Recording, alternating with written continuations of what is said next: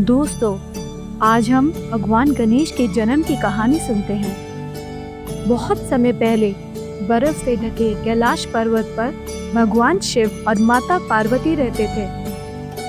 एक दिन जब माता पार्वती स्नान की तैयारी कर रही थी, उन्होंने हल्दी से एक छोटे बच्चे की मूर्ति बनाई और अपने आशीर्वाद से उसे जीवन दिया। ये हंसमुख बच्चा गणेश कहलाया।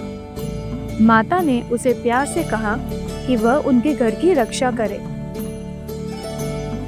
कुछ देर बाद भगवान शिव कैलाश पर्वत लौटे, लेकिन गणेश जी, जिन्हें पता ही नहीं था कि भगवान शिव उनके ही पिता हैं, दरवाजे पर खड़े होकर बहादुरी से बोले, कोई अंदर नहीं जा सकता, मेरी माँ अंदर हैं। भगवान शिव आश्चर्यचकित और क्रोधित हो गए। उन्हें ये पता नहीं था कि ये छोटा बालक उनका ही बेटा है।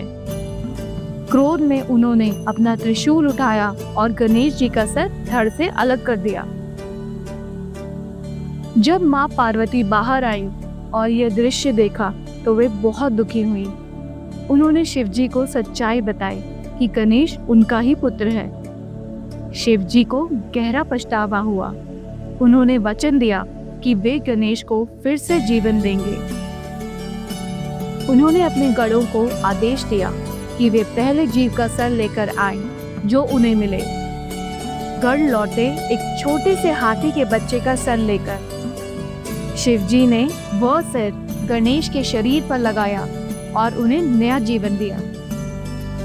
नन्हा बालक गणेश फिर से जाग उठा, इस बार हाथी का सर लेकर। माता पार्वती का हृदय आनंद से भर गया। सभी देवता एकत्र हुए और उस बच्चे पर आशीर्वाद बरसाया। उन्होंने कहा, तुम हर नए कार्य से पहले याद किए जाओगे। तुम बुद्धि, सफलता और सौभाग्य के देवता बनोगे। उस दिन से पूरी दुनिया ने उन्हें भगवान गणेश के रूप में जाना, विघ्नहर्ता और खुशियों के दाता। भगवान गणेश हमारे विघ्नहर्ता और सुखदाता हैं। हर साल भाद्रपद शुक्ल चतुर्थी को हमारे घरों और दिलों में आते हैं। उनका आना सिर्फ मूर्ति का नहीं, खुशी, उम्मीद और नई शुरुआत का आना होता है। गणेश चतुर्थी से अनंत चतुर्दशी तक 10 दिन का ये गणेशोत्सव चलता है।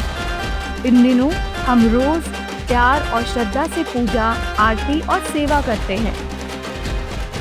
कुछ लोग 1.5 दिन, 3 दिन, 5 या 7 दिन में भी विसर्जन करते हैं, लेकिन अधिकतर जगहों पर अनंत चतुर्दशी को ही समापन होता है। इसी दिन अनंत व्रत भी माना जाता है। इस 10 दिनों में बप्पा हमें जीने का तरीका सिखाते हैं। उनका बड़ा सिर कहता है, सोच बड़ी रखो। बड़े कान, ज्यादा सुनो और समझो। छोटी आंखें कहती हैं, ध्यान लगाओ। एक दांत, त्याग और ज्ञान अपनाओ। उनके साथ बैठा छोटा सा मूषक हमें सिखाता है कि अपनी इच्छाओं पर काबू रखो। उनके हाथ का अंकुश और पाश बताते हैं गलत को रोकना और सही दिशा में चलना। और मोदक याद दिलाता है, मेहनत के बाद मिलने वाली ही असली मिठास है। ये पर्व हमें अनुशासन, मिलजुल कर रहने और सेवा की सीख देता है।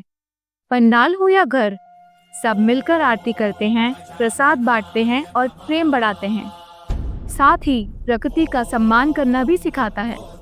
मिट्टी के गणपति बनाना, साफ सुथरा और पर्यावरण हितैषी विसर्जन करना, क्योंकि जो रूप मिट्टी से बना है वही प्यार से वापस मिट्टी में मिल जाता है। अनंत चतुर्दशी के दिन विसर्जन होता है। विसर्जन का मतलब सिर्फ मूर्ति को जल में प्रवाहित करना नहीं, बल्कि अपने गुस्से, अहंकार, जलन और बुरी आदतों को भी छोड़ देना है। बप्पा बताते हैं, रूप कुछ दिनों का है, पर उनका प्यार, ज्ञान और आशीर्वाद हमेशा हमारे साथ रहता है। गणपति बाप्पा मोरया, पुंचा वर्षी लव करया। सबके जीवन में बुद्धि, बल और विवेक का आशीर्वाद बना रहे। धन्यवाद। जय श्री गणराज विद्या सुखदाता।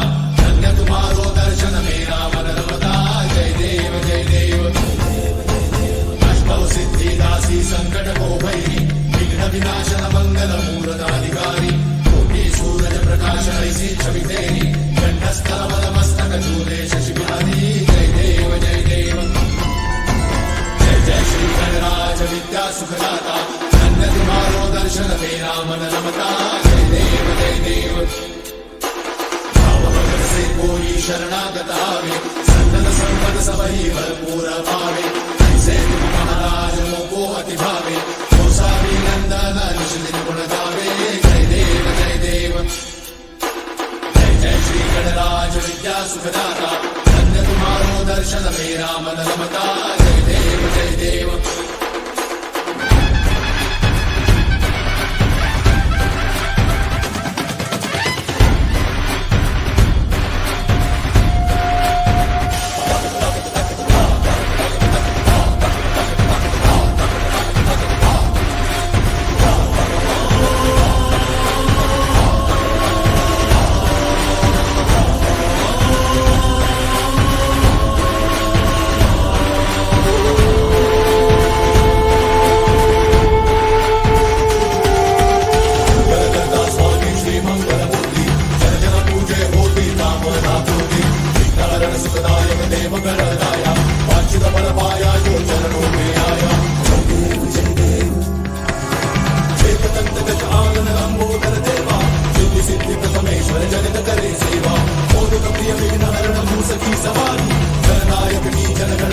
जय